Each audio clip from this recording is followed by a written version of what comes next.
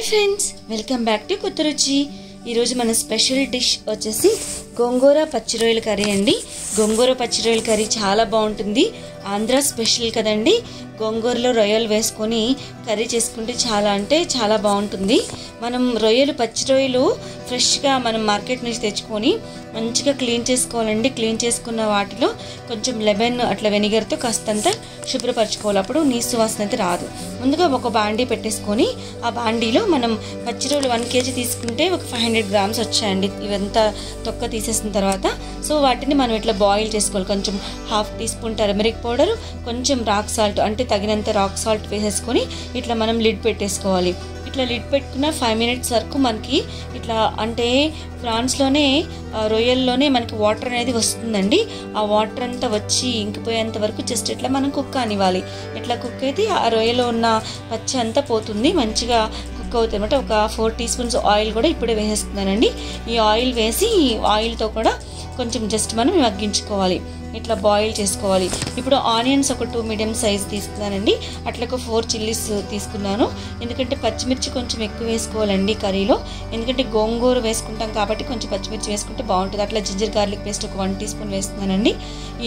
ఇది రొయ్యల్ కర్రీ కాబట్టి మనం జింజర్ గార్లిక్ పేస్ట్ వేసుకుంటే ఆ నీచు వాసన అనేది మనకి రాకుండా ఉంటుంది. అట్లనే ఒక 1 టమాటో చిన్న మీడియం సైజ్ తీసుకొని టమాటో కూడా వేసుకొని ఈ విధంగా కుక్ కానివ్వాలి. చూస్తారు కదా, ఈ వాటర్తో అట్లనే ఈ ఆయిల్తోని ఇవంతా ఒక 10 minutes కుక్ కానివ్వాలండి. ప్రాన్స్ అన్నిటిని ఇట్లా దగ్గరికి ఇట్లా ఉడికించుకునేంత వరకు మంచిగా కుక్ కానివ్వాలి.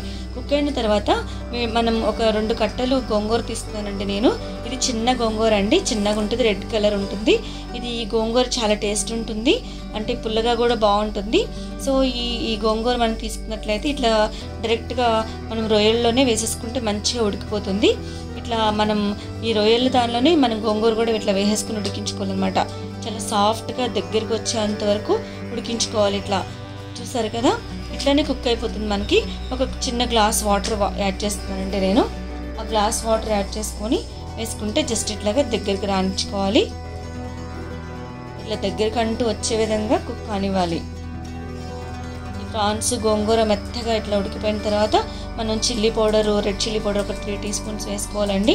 మనం గోంగూరలోకి కాస్తంత కారం ఎక్కువే పడుతుంది, సో కొంచెం ఎక్కువనే యాడ్ చేసుకోవచ్చు. ఇలా మనం కారం కూడా వేసేసుకొని జస్ట్ ఈ విధంగా మనం మూత పెట్టేసుకుందామండి.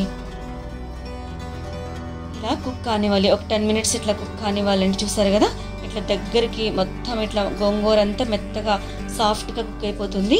ఇట్లా దగ్గరికి వచ్చే విధంగా మనం తిప్పుకోవాలి. చాలా బాగుంటుందండి గోంగూర రొయ్యల కర్రీ అంటే చాలా బాగుంటుంది, టేస్టీగా ఉంటుంది. ఇప్పుడు కొంచెం మనం సాల్ట్ వేసుకున్నామండి తగినంత.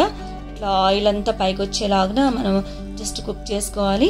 చాలా ఈజీగా ఉంటుంది, మెథడ్ సింపుల్గా ఉంటుంది.